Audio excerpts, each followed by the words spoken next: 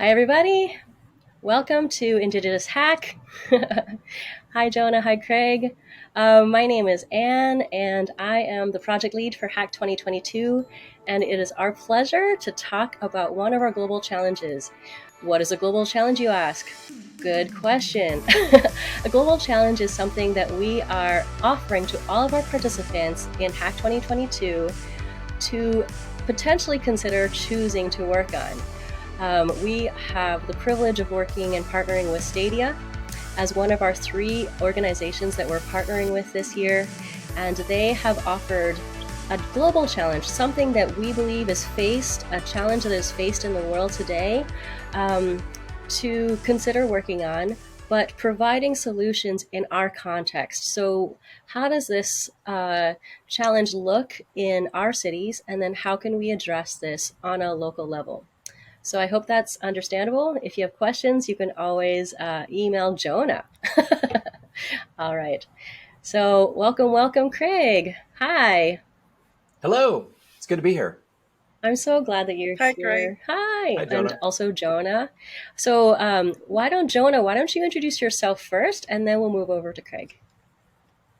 Yes, I am glad to be here. I'm Jonah. I'm the online coordinator for this year's hack. What does that mean is I get to connect our different friends who are working on hack for this year. So, champions as well. Mm-hmm. So now I'm looking forward to hearing more from Craig about this global challenge from Stadia. Mm-hmm. So, Craig, why don't you introduce yourself? What do you do with Stadia, and can you explain more about this challenge that you have? Sure. Thank you. I am the Vice President of Church Multiplication Strategy for Stadia.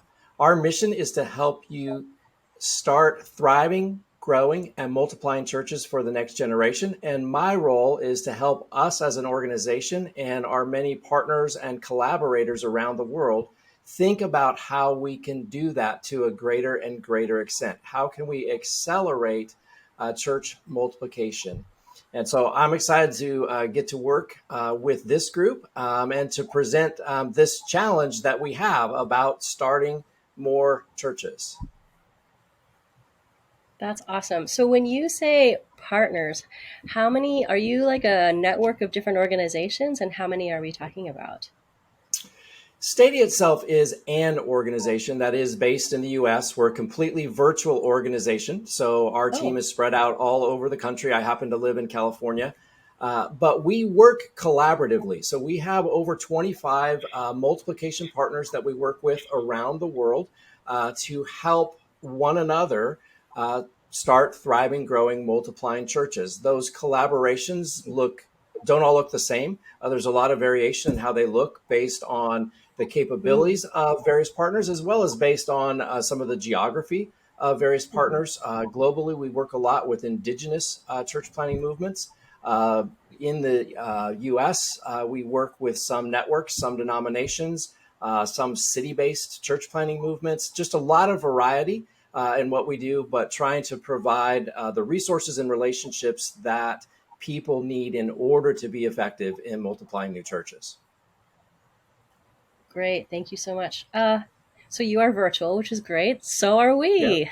That's pretty great. Yes. Okay. Very familiar with this way of working. Love it. All right. I would love for you to give some explanation. You talk about multiplication and church planting. For those of us who don't understand what church planting or church multiplication means, can you explain Mhm. that? Yes. So our challenge is just to ask this question: how might we inspire, empower, and equip the next generation to start new multiplying churches for those who are not followers of Jesus? The reality is there are not enough churches. Today's churches are not enough. And that's not a criticism at all. A lot of people on this call are part of a church, and that sounds like, were you criticizing my church? Not at all. You may Mm. be part of a really great church that's doing all kinds of amazing things, even multiplying. But we add all of that up. And at the end of the day, and I think probably all of those who are presenting challenges as a part of this hack would say it's still not enough. It's not enough to reach all of the people who need to know and understand who Jesus is. And so we are focused on increasing the number of churches that are intentionally working to reach those who don't know Jesus. I think oftentimes just one of the barriers, particularly for churches in Western or developed parts of the world, is sort of a sense that starting churches is something for a very distinct group of people. Certainly in the West, there's this idea of, seminary trained and all of this experience. But when we back our way up into the scripture, there's over 30 churches that are mentioned in the book of Acts. And what's fascinating is we know that all of them were started by someone, yet for most of them, we don't know who that was, Mm. which is Wow. just fascinating to think about, sort of in a celebrity driven culture. What we know is, the place that they were or the people that they reached. And so we sort of want to return to that idea that really all followers of Jesus are empowered, clearly to make disciples, but even to start churches. Ephesians chapter 4, talks about the gifts that those who are followers of Jesus has been given. That to each one is appointed grace as apostles, prophets, evangelists, shepherds, and teachers. And all of those are roles that are needed to start a new church. And so that's where this challenge comes from, right? How do we inspire, empower, and equip the next generation to engage in starting churches using the gifts that they have, thinking about the context where they may currently be, although some people might be called to a context they're not in, that's fine as well. But what does that look like to think about my calling being to starting a church rather than my calling simply to being a part of a church that already exists? Wow. I know that you have already alluded it in your answer, Craig, but could you also share with us what's the heart for the challenge? Why does this matter? Um, It really is just this reality that today's churches are not enough. Stadia's vision is for every child to have a church. Now, that grows out of something that data has shown that people are most likely to say yes to following Jesus, but before they reach the age of 18. Some of you may have heard things about sort of the 4-14 window, the idea that people say yes between the ages of 4 and 14. And so, in order to reach the world, what does it look like for every child to have a church that is intentionally trying to reach them? And we simply know that that's not true globally. I would challenge many people who may live in locations where they feel like, but there's a church on this corner and on this corner on this corner of my town. How could we really need more churches? The global metric that's often used is one church for every 1,000 people. Some of you may have heard that before, but that's kind of where we're trying to get to. So I live in Sacramento, California. Population of our metro area is estimated at 2.6 million people. If you do the very simple math, take some zeros off, that means there should be 2,600 churches in my metro area. The reality is, if we applied a 10,000 metric, right, if we said 260 churches, I could easily go find 260 churches in my metropolitan area. I know that I cannot find 2,600 churches in my metro area. And so even a place that we would consider, developed and reached is in fact still under churched. And the reality, which is in some places, in some realities, maybe a statistic that's more so even than some other parts of the world, more than 50% of the people who live in my community self-identify as atheist agnostic. Mm. Less than 10% of the people in my community identify as followers of Jesus. And so my city is by no means reached. And I think many of you that would be listening, if you thought about where you currently live and did some of those simple exercises or look for some of those simple pieces of data, might quickly realize that even though you know of a lot of churches, if you look at it from the other perspective, your city is in fact not reached. It is underchurched, and there is a need for more churches. And the only way there'll be more churches is if somebody starts them.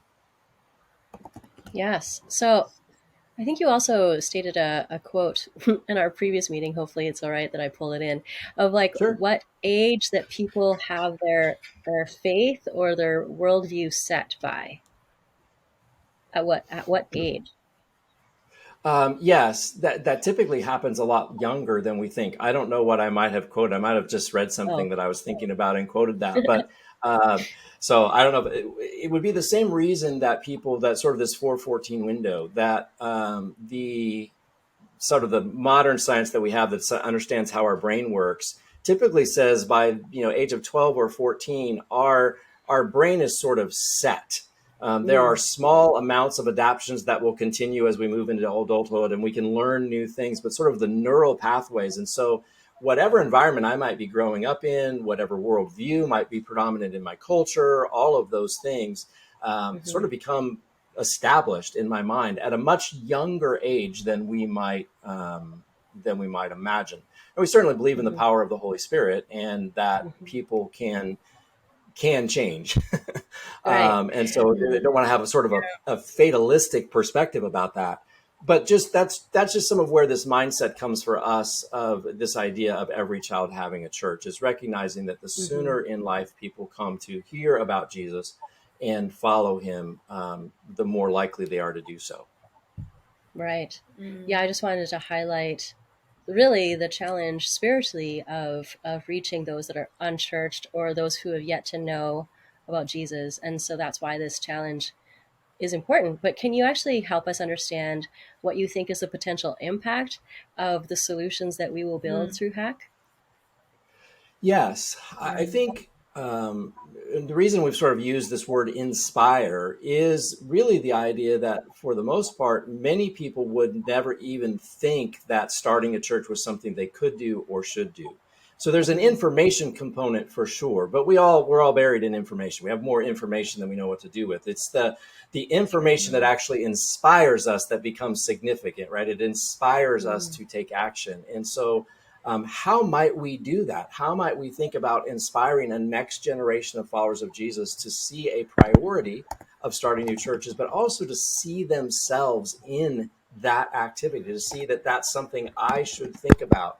Um, then there's all kinds of ways to think about it. As we're actually working on a project, or part of a large collaborative project with Crew that is thinking, mm, at least in the U.S. context, as people graduate from campus ministry and move into a location sort of for their first job.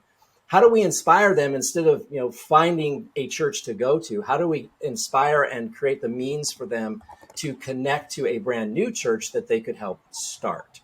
So mhm, that would be almost an example of sort of this: how might we inspire, empower, and equip? That is exactly what's behind that huge collaborative project with campus ministries. I've been to every campus across the U.S., a whole bunch of church planting movements thinking through that. This is the same kind of question, in a much broader context. How might we do that? Um, and, truthfully, we know that new churches are one of the most effective ways to introduce people to Jesus. So every new church that started results in people who come to know Jesus who don't. And so when you talk about, what's the potential impact, that's the impact, right? Is at the end of the day, it's not about more churches. At the end of the day, it's about more people following Jesus. And mhm. I think a lot of times that may be a challenge for people to think of church as a means rather than an end. I think a lot of times we think Ooh, of church as the end, yeah. um, Mm, but uh, church is a means, can be a means to an end, a means to make disciples. And Mm. especially when we start it with an intentionality of purpose and direction in that way. Yeah. I also could resonate with what you said about we might not be able to think that we are able to plant a church, and probably some of our participants are also, would be surprised to hear that as well. So, Craig, if you're talking to a potential challenger to this challenge, what would you say to our participants? And how would you let them know why they should choose the Stadia Global Challenge? I think that probably you, and to some extent, answer the question. I think that most people hear it and simply think that couldn't possibly be me. And so we want to think about how can we overcome sort of the stereotype, and probably a couple of stereotypes. A stereotype of mm, what church is. Certainly, again, in our Western context, people would say, well, they think of something large and has a building, all this production, and how I couldn't do that. In Scripture, church is a group of people, following Jesus in community. It's not all of those things, and so every follower of Jesus can do that. Um, I think also a lot of times it is not a good understanding of how my own gifts and abilities might be used in starting a church. And so there's sort of this singular perception, like someone said, well, I can't teach or preach, so how could I start a church? But again, that's sort of a Mm. singular function. We go back to Ephesians 4. Apostles, prophets, evangelists, shepherds, teachers. Well, teachers is one of them, but what about the other four? Maybe you're one of the other four, and so God's given you a very specific gift that could be used in starting a church. You've isolated one gift as sort of the way. So how do we overcome what are some of the stereotypes? What are some of Mm. the thinking? And I would love for a group of people who sort of are the people we want to inspire to wrestle with that question. And even to think through it sort of through their own lens. What would inspire me? What would empower me? Mm. What would equip me?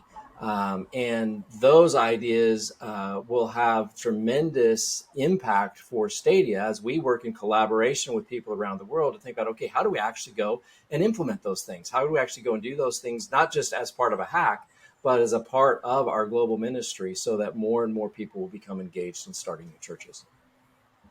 Yeah, that's great. So from what I understand from this challenge is that we have two different sets of people that we're hoping to inspire and change their mindset. The first group of people are actually everyday Christians, and then inspire them to actually consider that it is possible for them to be church planters. They don't even have to be the teacher, but there's many other roles that they can take. The Yes. second group of people that we're hoping to change their mindset are people who have yet to believe in Jesus, those who are unbelievers currently, and we want really these churches to reach out and have their target audience as for unbelievers, for them to reach out to them in order for them to share the gospel, for them to also join them in becoming followers of Jesus and disciples and growing in their faith. What do you think? Is that correct? Yes, I think the challenges is really around the first of those. Like, how do we really challenge people to think of themselves as starting churches? I think the second part of that Mm-hmm. is sort of a boundary or a motivator, which is we Mm. don't. There's not a lot of value to a new church whose purpose is to provide church simply in the way I and my friends want to do church. Mm. Um, I don't want to necessarily go so far as to say that that's wrong, but that doesn't add the value that we're looking for. Right? The value we're looking for is to increase the number of churches that are intentionally making disciples, and so it is important to sort of have that as a boundary and not sort of devolve to, well, hey, if we could start a church, then we could do it like this because that's how all of us would like it to be. The question isn't Mm. how all of us would like it to be. The question is, what would lead people who are part of your community, the people that God might be calling you to reach, to come to know Jesus in a community, in a new community that is following Him? And so it sort of creates a boundary or a center port, maybe is the better way to think of it, target for what we're challenging people to think about. Mm-hmm. Mm. So I have one last question, and then Jonah, maybe we could wrap. But when you think about the possibilities of all these projects being done, what does a successful project look like to you?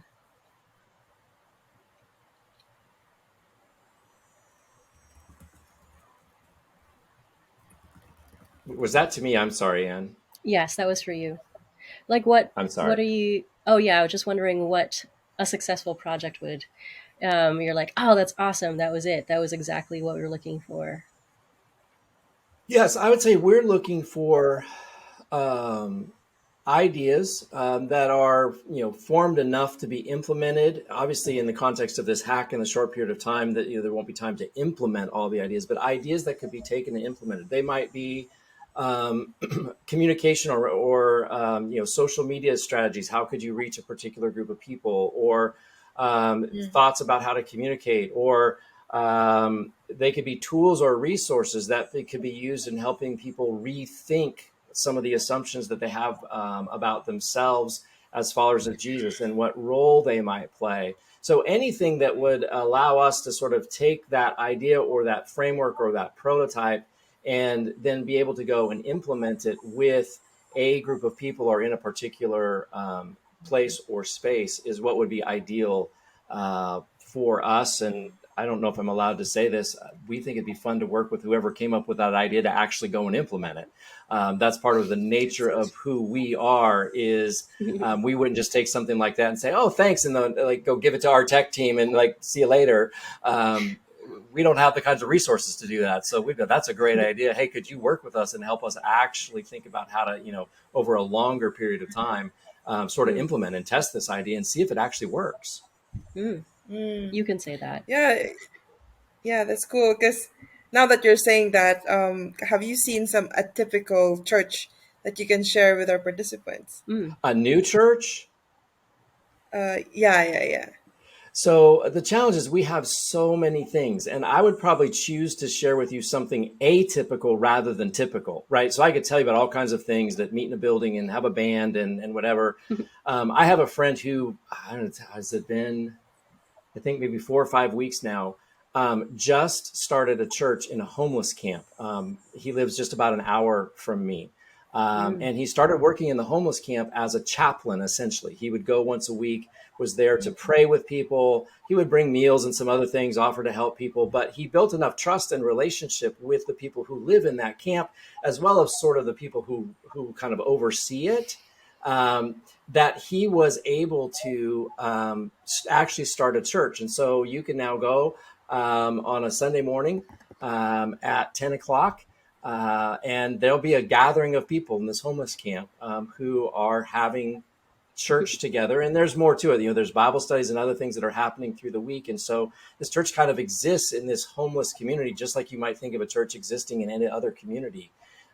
And so he's not a paid pastor. It's just all these things. He's just a person who cared about this group of people and wanted to start a church for them. And so I think those are the kinds of things I would want people to think about because they're so atypical of how we Mm. typically think of church.